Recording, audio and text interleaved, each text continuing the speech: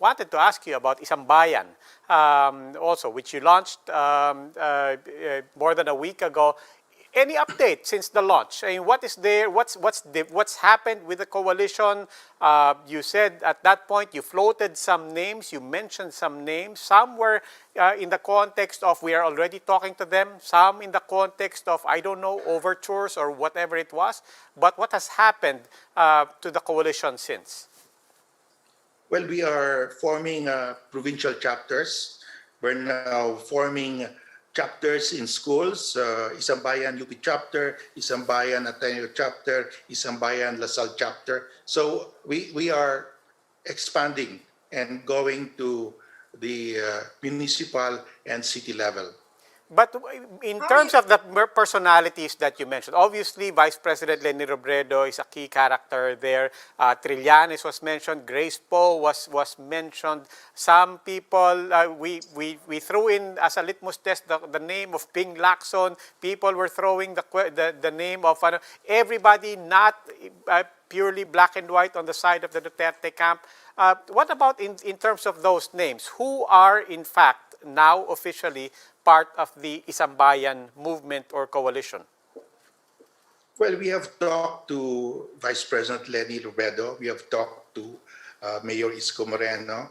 We have talked to Senator Grace Poe. We have talked to former Senator Trillanes. We have talked to Senator Nancy Binay and her father. We're trying to put together a coalition. So when we talk to them, it doesn't mean that we are asking them to run. We're asking them to support whoever the coalition will field.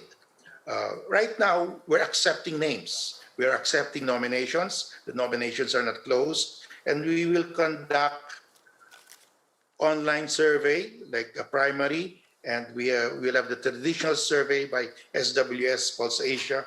We will have interviews. We will have interviews with the candidates, and we will have, of course, background check, and we discuss among ourselves the capabilities, the strengths or weaknesses of the candidates. So it will be a total consultation with the people.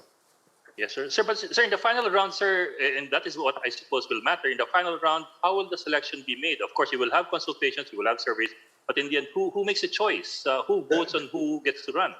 The conveners, the members of we're about 14 members of the 1Sambayan.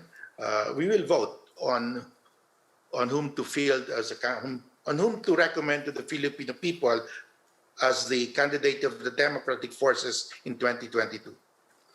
And all the coalition members that we have talked to agreed that they will support whoever we decide to present to the people as our candidate.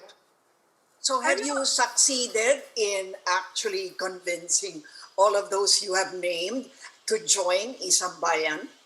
Yes, they have agreed to join the selection process and to respect the selection process. Okay. Are you also talking to business groups? Because you will need funding for your candidates. Diba? We're talking to business groups, but as we know, historically, when your candidate is strong in terms of surveys, in terms of popularity, then the contributions will come in. Sorry, what are the chances that you will really be able to unite what is at the moment a disparate group of, of different political backgrounds and different political agenda? No? What are the chances that you can really make, for example, the Makabayan bloc support, any one of the candidates that... Yeah, it's a very daunting task because these are natural enemies.